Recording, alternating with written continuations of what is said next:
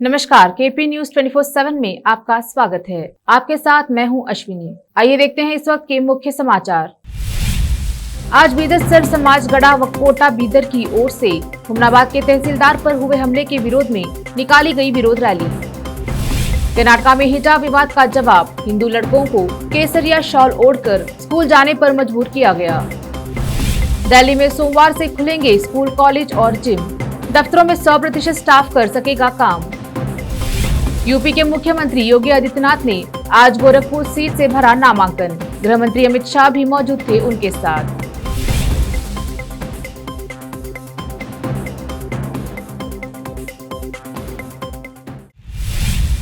अब देखते हैं समाचार विस्तार से।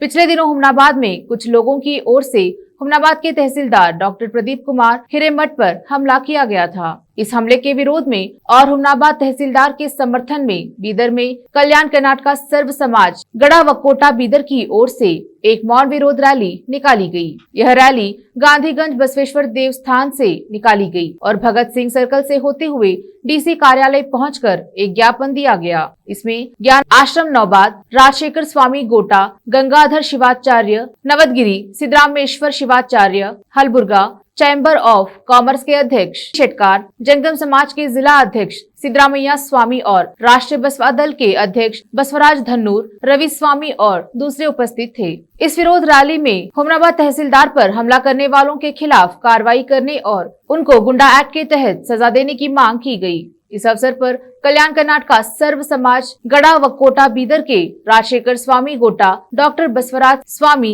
बसव कल्याण और सिद्धरामैया स्वामी ने केपी न्यूज के कैमरामैन साबिर खान से बात करते हुए इस विरोध रैली के संबंध में बताया। 22ರಂದು ನಡೆದ ಘಟನೆ ವಿರುದ್ಧ ನಾವು ಇಂದು ಪ್ರತಿಭಟನಾ ರ್ಯಾಲಿಯನ್ನು ಹಮ್ಮಿಕೊಂಡಿದ್ದೇವೆ।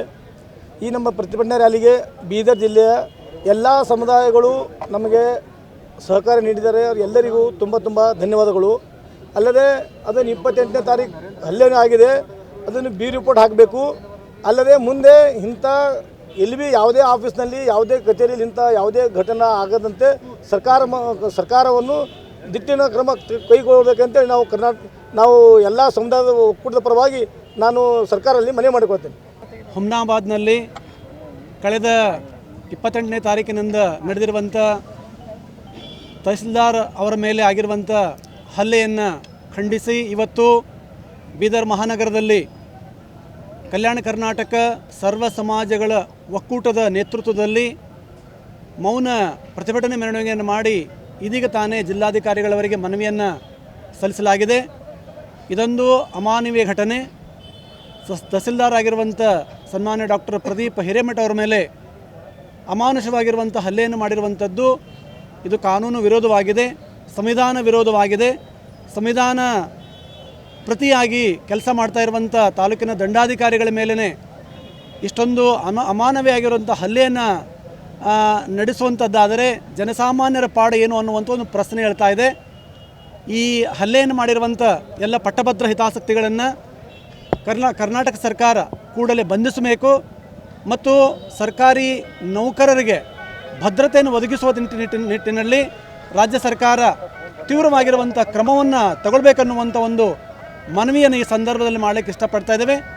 ಜೊತೆಗೆ ಸಂವಿಧಾನವನ್ನು ಮುಂದಿಟ್ಟುಕೊಂಡು ಸಮಾಜದಲ್ಲಿ ಗೊಂದಲವನ್ನು ನಿರ್ಮಾಣ ಮಾಡುವಂಥ, ಅಧಿಕಾರಿಗಳ ಮೇಲೆ ಹಲ್ಲೆಯನ್ನು ಮಾಡುವಂಥ, ಸಮಾಜದ ಮಧ್ಯದಲ್ಲಿ ವೈಷಮ್ಯವನ್ನು ಬಿತ್ತುವಂಥ ಕೆಲವು ಪಟ್ಟಭದ್ರ ಹಿತಾಸಕ್ತಿಗಳನ್ನು ರಾಜ್ಯ ಸರ್ಕಾರ ಪ್ರತಿಬಂಧವನ್ನು ಮಾಡಬೇಕಲ್ಲದೆ ಅಟ್ರಾಸಿಟಿ ಕೇಸನ್ನು ಇಟ್ಟುಕೊಂಡು ಸಮಾಜದ ಮೇಲೆ ಭಯಭೀತಿ ವಾತಾವರಣ ನಿರ್ಮಾಣ ಮಾಡುವಂಥ ಈ ಪಟ್ಟಭದ್ರ ದುಷ್ಟಶಕ್ತಿಗಳನ್ನು ಕರ್ನಾಟಕ ಸರ್ಕಾರ ಕೂಡಲೇ ಬಂಧಿಸಿ ಅವರ ಮೇಲೆ ಉಗ್ರವಾಗಿರುವಂಥ ಒಂದು ಕಾನೂನನ್ನು ಕ್ರಮವನ್ನು ತಗೋಬೇಕನ್ನುವಂಥ ಒಂದು ನಿಟ್ಟಿನಲ್ಲಿ ಇಂದು ಕಲ್ಯಾಣ ಕರ್ನಾಟಕ ಸರ್ವ ಸಮಾಜ ಒಕ್ಕೂಟಗಳ ಒಂದು ಆಶ್ರಯದಲ್ಲಿ ಬೃಹತ್ ಪ್ರತಿಭಟನಾ ಮೆರವಣಿಗೆಯನ್ನು ಈ ಸಂದರ್ಭದಲ್ಲಿ ಮಾಡಿದ್ದೇವೆ। ಮುಂಬರುವ ದಿನಮಾನಗಳಲ್ಲಿ ರಾಜ್ಯ ಸರ್ಕಾರ ಈ ದಿಟ್ಟ ಕ್ರಮವನ್ನು ಕೈಗೊಳ್ಳದೇ ಇದ್ದರೆ ಇದಕ್ಕಿಂತ ಉಗ್ರವಾಗಿರುವಂಥ ಒಂದು ಪ್ರತಿಭಟನೆಯನ್ನು ನಾವು ಮಾಡ್ತೀವಿ ಅನ್ನುವಂಥ ಮಾತನ್ನು ಈ ಸಂದರ್ಭದಲ್ಲಿ ಹೇಳಕ್ಕೆ ಇಷ್ಟಪಡ್ತಾ ಇದ್ದೀವಿ। ಹುಮನಾಬಾದಿನ ದಂಡಾಧಿಕಾರಿಯಾದಂಥ ಡಾಕ್ಟರ್ ಪ್ರದೀಪ್ ಹಿರೇಮಠ ಅವರ ಮೇಲೆ ಬಹುಜನ ಸಮಾಜ ಪಕ್ಷದ ಕಾರ್ಯದರ್ಶಿಯಾದಂಥ ಅಂಕುಶ್ ಗೋಖಲೆ ಹಾಗೂ ಇತರರು ಒಂದು ಮಾರಣಾಂತಿಕವಾದಂಥ ಹಲ್ಲೆಯನ್ನು ಮಾಡಿ ಇಡೀ ನ್ಯಾಯಾಂಗ ವ್ಯವಸ್ಥೆಯ ಮೇಲೆ ಒಂದು ಸಂವಿಧಾನದ ಮೇಲೆ ಒಂದು ಅಪಚಾರವನ್ನು ಯೋಗಿಸಿದ್ದಾರೆ। ಒಬ್ಬ ದಂಡಾಧಿಕಾರಿಗೆ ಮರ್ಮಾಂಗದ ಮೇಲೆ ಒದ್ದು ಅವರನ್ನು ಘಾಸಿಗೊಳಿಸಿ ಕರ್ತವ್ಯಕ್ಕೆ ಅಡ್ಡಿಪಡಿಸಿ ಒಂದು ಪಟ್ಟಭದ್ರ ಹಿತಾಸಕ್ತಿಗಳು, ಪಟ್ಟಭದ್ರ ರಾಜಕೀಯ ಪ್ರೇರಿತ ಶಕ್ತಿಗಳು ಇಡೀ ಸಮಾಜದ ಮೇಲೆ ಒಂದು ನಾಗರಿಕ ಸಮಾಜ ತಲೆ ತಗ್ಗಿಸ್ತಕ್ಕಂತಹ ಒಂದು ಕಾರ್ಯವನ್ನು ಮಾಡ್ತಾ ಇದೆ. ಇದರಿಂದ ಒಬ್ಬ ದಂಡಾಧಿಕಾರಿಯ ಮೇಲೆ ಈ ರೀತಿ ದುಂಡಾವರ್ತನೆಯನ್ನು ಮಾಡಿ, ಒಬ್ಬ ದಂಡಾಧಿಕಾರಿಯ ಮೇಲೆ ಹಲ್ಲೆಯನ್ನು ಮಾಡಿ ಅವರಿಗೆ ಘಾಸಿಗೊಳಿಸಿದಾಗ ಸಂವಿಧಾನದಲ್ಲಿ ನಮಗೆ ಯಾರು ನಮ್ಮಂಥ ಸಾಮಾನ್ಯ ಜನರ ರಕ್ಷಣೆ ಏನಾಗಬೇಕು ಅನ್ನೋದನ್ನು ಕೂಡ ನಾವು ಚಿಂತನೆ ಮಾಡಬೇಕಾಗಿದೆ. ಇವತ್ತು ಇಂತಹ ಪಟ್ಟಭದ್ರ ಹಿತಾಸಕ್ತಿಗಳ ವಿರುದ್ಧ ನಾವೆಲ್ಲರೂ ಕೂಡ ಕಲ್ಯಾಣ ಕರ್ನಾಟಕದ ವಿವಿಧ ಸಂಘಟನೆಯ ಸಮುದಾಯದ ಎಲ್ಲ ಮುಖಂಡರು ಸೇರಿ ಇವತ್ತು ಮೌನವಾಗಿ ಶಾಂತಿಯುತವಾಗಿ ನಾವು ಪ್ರತಿಭಟನೆಯನ್ನು ಮಾಡಿ ಜಿಲ್ಲಾಧಿಕಾರಿಗಳನ್ನು ಮನವಿ ಸಲ್ಲಿಸಿದ್ದೇವೆ. ಅಟ್ರಾಸಿಟಿ ಕಾಯ್ದೆಯನ್ನು ದುರುಪಯೋಗಪಡಿಸಿಕೊಂಡು ಸಾಮಾನ್ಯ ಜನರ ಮೇಲೆ, ಜನಸಾಮಾನ್ಯರ ಮೇಲೆ ಒಂದು ಪ್ರಹಾರವನ್ನು ಮಾಡಿ ಅವರನ್ನು ಮಾನಸಿಕವಾಗಿ ದೈಹಿಕವಾಗಿ ಹಿಂಸೆಗೊಳಿಸ್ತಾ ಇದ್ದಾರೆ.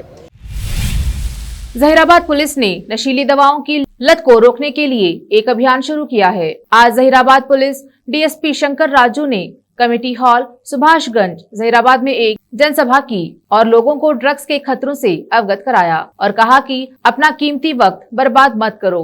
भांग जैसे मादक द्रव्यों के सेवन से जीवन व्यतीत करते हैं। उन्होंने प्रसन्नता व्यक्त करते हुए कहा कि मुख्यमंत्री केसीआर ने राज्य को मादक द्रव्यों से मुक्त करने के लिए 2 बैठकें बुलाई हैं, क्योंकि कैनबिस, कोकीन आदि ने कई लोगों के जीवन को अपचनीय बना दिया है। संगारेड्डी जिला राज्य में दूसरे नंबर पर है, जहां पुलिस ने सबसे ज्यादा गांजा बरामद किया है। डीएसपी ने चेतावनी दी कि भांग के व्यापार में शामिल लोगों और इसे प्रोत्साहित करने और इसमें सहयोग करने वालों को कभी माफ नहीं किया जाएगा। इसकी खेती और सहयोग करने वाले किसानों को रैत बंधु, रैत बीमा, वजीफा और यहाँ तक कि सरकारी विशेष अधिकारियों से भी वंचित किया जाएगा। जब्त करेंगे, चाहे वह पट्टे की जमीन हो या किसी अन्य प्रकार की जमीन। बैठक को तहसीलदार जहीराबाद मंडल नागेश्वर राव, जल संसाधन विभाग के अंचल निरीक्षक अशोक कुमार, उप निरीक्षक जहीराबाद टाउन के श्रीकांत ने भी संबोधित किया। केपी न्यूज के लिए खुसरो अहमद की रिपोर्ट। గుడుంబ రైత రాష్ట్రంగా కూడా మన గుడుంబ రైత జిల్లా, గుడుంబ రైత జైరాబాద్ డివిజన్ కూడా గుడుంబాన్ని కూడా నిషేధించారు. కాబట్టి దయచేసి ఈ మత్తు పదార్థాల జోలికి వెళ్ళండి. ఒక్క వ్యక్తి గంజాయి సాగు చేసిన, పండించిన ఆ గ్రామంలోని ఒక్క వ్యక్తి, ఏ ఒక్క వ్యక్తి కూడా సాగు చేసినా కూడా ఆ గ్రామం నుంచి కేసు రిపోర్ట్ అయితే ఆ గ్రామం మొత్తానికి రైతు బంధు కూడా కట్ చేయబడి ఇటీవల అధికారులు ఆదేశాలు ఇవ్వడం జరిగింది. ఈ విషయం మీరు గుర్తుపెట్టుకోండి. ఎవరో ఒక వ్యక్తి నేరం చేస్తే ఆ పనిష్మెంట్ సమాజంలో ఉన్నట్టు ఆ గ్రామం మొత్తం భరించవలసి వస్తుంది. ఇప్పుడు అనేక రకాల కష్టాలు పడుతున్నారని చెప్పేసి ప్రభుత్వం రైతు బంధు స్కీమ్ తీసుకొచ్చింది. మరి ఎవరో ఒక వ్యక్తి పండిస్తే ఆ గ్రామానికి మొత్తానికి రైతు బంధు కట్ అయితే మరి ఆ రైతులు ఎంత ఇబ్బంది పడతారు అనేటువంటి విషయం కూడా మీరు ఆలోచించాలి. దానితో పాటు ఆ గ్రామానికి ఉన్నటువంటి ప్రభుత్వపరమైనటువంటి అన్ని సంక్షేమ కార్యక్రమాలు కూడా తీసేయమని చెప్పడం జరిగింది. జైరాబాద్ శాసనసభ నియోజకవర్గము, జైరాబాదు పట్టణవాసులమైన మేము మాజీ కౌన్సిలర్లము, వివిధ శాఖల అధికారులము, పాత్రికేయులము మరియు ఇక్కడికి మన కలిసి ప్రతిజ్ఞ చేయడం ఏమనగా మా कर्नाटका का उडुपी जिला इन दिनों विवाद का केंद्र बना हुआ है। यहाँ पिछले करीब 1.25 महीने से मुस्लिम समुदाय की 6 स्कूली लड़कियां विरोध प्रदर्शन कर रही हैं। वे स्कूल की वर्दी के साथ हिजाब पहनने की अनुमति देने की मांग कर रही हैं। ये विवाद कर्नाटका हाई कोर्ट तक भी पहुंच गया है। वहीं अब ऐसी खबरें हैं कि इसी जिले के बैंदूर कस्बे में कुछ हिंदू लड़कों को केसरिया शॉल ओढ़कर स्कूल में दाखिल होने के लिए मजबूर किया गया है। बैंदूर के शासकीय प्री यूनिवर्सिटी कॉलेज में हिंदू संगठनों के कुछ कार्यकर्ताओं ने हिंदू छात्रों को जबरन वर्दी के साथ केसरिया शॉल ओढ़ाया, फिर उन्हें इसी तरह कक्षाओं में बैठने के लिए कहा। हिंदू संगठनों ने अपने इस कृत्य को केसरिया शॉल अभियान का एक हिस्सा बताया है। हालांकि संस्थान के प्राचार्य ने मामला बीच में संभाल लिया। उन्होंने समझा बुझाकर हिंदू संगठन के कार्यकर्ताओं को वापस भेजा। इसके बाद मामला शांत हो सका। पंजाब के लिए कांग्रेस के मुख्यमंत्री पद के उम्मीदवार पर राहुल गांधी रविवार को खुलासा करने वाले हैं, लेकिन इससे पहले शीर्ष 2 दावेदारों में से एक नवजोत सिंह सिद्धू ने अपने आकाओं को एक कटु संदेश भेजा है। उन्होंने कल कहा, शीर्ष पर बैठे लोग एक कमजोर मुख्यमंत्री चाहते हैं जो उनकी धुन पर नाच सके। उन्होंने कहा, नया पंजाब बनाना है तो मुख्यमंत्री के हाथ में है। इस बार आपको मुख्यमंत्री चुनना है। शीर्ष पर बैठे लोग एक कमजोर मुख्यमंत्री चाहते हैं जो उनकी धुन पर नाच सके। क्या आप ऐसे मुख्यमंत्री चाहते हैं? सिद्धू ने गुरुवार को अपने समर्थकों को पंजाबी में कहा। जाहिर तौर पर गांधी परिवार पर साधे गए इस निशाने पर वहां मौजूद लोगों ने सिद्धू के समर्थन में नारेबाजी की। दिल्ली में स्कूल, कॉलेज और जिम खोले जाने का फैसला लिया गया है। नाइट कर्फ्यू हटाने पर अभी फैसला नहीं किया गया है। उप मुख्यमंत्री मनीष सिसोदिया ने शुक्रवार को एक प्रेस कॉन्फ्रेंस में यह जानकारी देते हुए बताया कि आज डीडीएमए की मीटिंग में कई फैसले लिए गए। उत्तर प्रदेश में विधानसभा चुनाव के लिए मुख्यमंत्री योगी आदित्यनाथ ने आज शुक्रवार को गोरखपुर सीट से नामांकन दाखिल किया। इस अवसर पर केंद्रीय गृह मंत्री अमित शाह भी उनके साथ थे। योगी पहली बार विधानसभा चुनाव लड़ रहे हैं। नामांकन दाखिल करने के पहले आयोजित रैली में अमित शाह ने योगी आदित्यनाथ के नेतृत्व की जमकर सराहना की। शाह ने कहा, मैं यहाँ बात गर्व से कह सकता हूँ कि योगी आदित्यनाथ जी ने यूपी को माफिया से मुक्त किया है। 25 साल के बाद यूपी में योगी ने कानून का राज स्थापित किया है। यूपी राज्य को कोरोना मुक्त करने के लिए भी उन्होंने योगी के प्रयासों की प्रशंसा की। अब वक्त एक छोटे से ब्रेक का, जल्द लौटेंगे ब्रेक के बाद। हिंदुस्तान के हर कोने में हम हैं मौजूद। 24 घंटे हालात पर गहरी नजर, खबरों से जुड़े चुपते सवालात और आपको दिखाता है धार्मिक, सामाजिक, राजनीतिक, लोकल और इंटरनेशनल न्यूज की सबसे बेहतर कवरेज जो आपको रखती है हर पल बाखबर। देश और दुनिया भर की खबर के लिए देखते रहें KP news 24/7। Noor education trust Bidar की ओर से चलाए जाने वाला Noor MEd college Bidar, recognized by NCTE Delhi and affiliated to Gulbarga University, Gulbarga. Admission are open for the academic year 2021-22. विशेषज्ञ और सक्षम शिक्षकों द्वारा शिक्षा प्राप्त करने के लिए नूर एमएड कॉलेज में दाखिला लें और शांत वातावरण में शिक्षा प्राप्त करें। बीदर शहर में बेहतर शिक्षा का एकमात्र केंद्र Noor MEd college, Shahpur gate, Bidar. Phone numbers 9945283920, 8482221297। Break के बाद आपका स्वागत है। देखते हैं आगे के समाचार।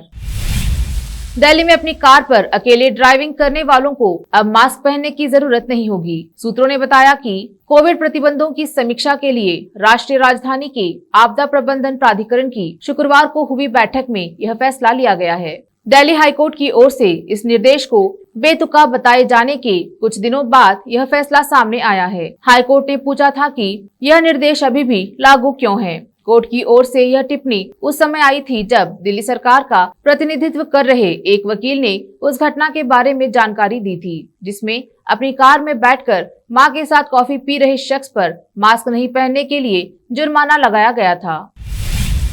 अफगानिस्तान पर तालिबान के कब्जे के बाद से हालात हर दिन खराब होते जा रहे हैं। अस्पताल से लेकर स्कूलों तक बदहाली है। ड्रग की समस्या को खत्म करने के लिए तालिबान ने रिहैब सेंटर्स बनाए थे। यहाँ हजारों लोग भर्ती हैं, मगर यहाँ की व्यवस्था इतनी खराब है कि कैदी आदमखोर बनते जा रहे हैं। इस बात की भी जानकारी है कि कुछ ने बिल्लियों और यहाँ तक के इंसानी मांस को खाकर जिंदा रहना शुरू कर दिया है। रिपोर्ट्स के मुताबिक पिछले महीने डेनमार्क में एक पत्रकार से बात करते हुए ऐसी ही एक अस्पताल से रिकवर होकर आए व्यक्ति ने कहा, उन लोगों ने एक व्यक्ति को जान से मार दिया और उसकी लाश को जलाया। कुछ लोगों ने उसकी आंतों को खाया। अब्दुल नाम के एक अन्य कैदी ने बताया कि मरीजों के लिए भूखे रहना एक आम बात बन चुकी है। इस वजह से कई लोगों की मौत हो जाती है। उस व्यक्ति ने बताया कि एक दिन पार्क में घूम रही बिल्ली को लोगों ने पकड़कर खाया। एक व्यक्ति ने बिल्ली की गर्दन को काटा और खा गया। हमारी दुनिया में कई अजीबोगरीब और विचित्र चीजें हैं जिनके बारे में लोग कम ही जानते हैं, इसलिए इन चीजों को लेकर एक डर का माहौल बना रहता है। इसी तरह कई डरावनी जगह भी दुनिया में मौजूद हैं, जहां लोगों का दावा होता है कि खौफनाक घटनाएं घटती हैं। ऐसी ही एक जगह जर्मनी में मौजूद है। ये एक जंगल है जहां पेड़ों से गुड़िया लटकी नजर आती है। इस वजह से इसे गुड़िया का जंगल कहा जाता है। फोटोग्राफर मेली जंगल और बिहाड़ों से जुड़ी तस्वीरें खींचने के लिए फेमस है। इंस्टाग्राम और फेसबुक पर उनके बहुत से चाहने वाले हैं जो उनके दीवाने हैं। हाल ही में मेली ने कुछ फोटोज सोशल मीडिया पर शेयर की हैं, जो बेहद डरावनी हैं। इन तस्वीरों में पेड़ों से गुड़िया टंगी नजर आ रही है। आपको बता दें कि ये फॉरेस्ट ऑफ डॉल्स की तस्वीरें हैं। अक्षय कुमार और मानुषी छिल्लर की आने वाली फिल्म पृथ्वीराज को लेकर मचा बवाल थमने का नाम ही नहीं ले रहा है। अक्षय और मानुषी के फैंस जहां फिल्म पृथ्वीराज के रिलीज होने का बेसब्री से इंतजार कर रहे हैं, वहीं करणी सेना फिल्म को बैन करने की मांग पर अड़ी हुई है। मामला अब कोर्ट तक पहुंच गया है। करणी सेना की जनहित याचिका दायर की थी, जिस पर इलाहाबाद हाई कोर्ट के लखनऊ बेंच ने केंद्रीय सरकार से सवाल किया है। आखिर में फिर एक बार देखते हैं मुख्य समाचार। आज बीदर सर्व समाज गढ़ा व कोटा बीदर की ओर से हुमनाबाद के तहसीलदार पर हुए हमले के विरोध में निकाली गई विरोध रैली। कर्नाटका में हिजाब विवाद का जवाब, हिंदू लड़कों को केसरिया शॉल ओढ़कर स्कूल जाने पर मजबूर किया गया। दिल्ली में सोमवार से खुलेंगे स्कूल, कॉलेज और जिम। दफ्तरों में 100% स्टाफ कर सकेगा काम। यूपी के मुख्यमंत्री योगी आदित्यनाथ ने आज गोरखपुर सीट से भरा नामांकन। गृह मंत्री अमित शाह भी मौजूद थे उनके साथ।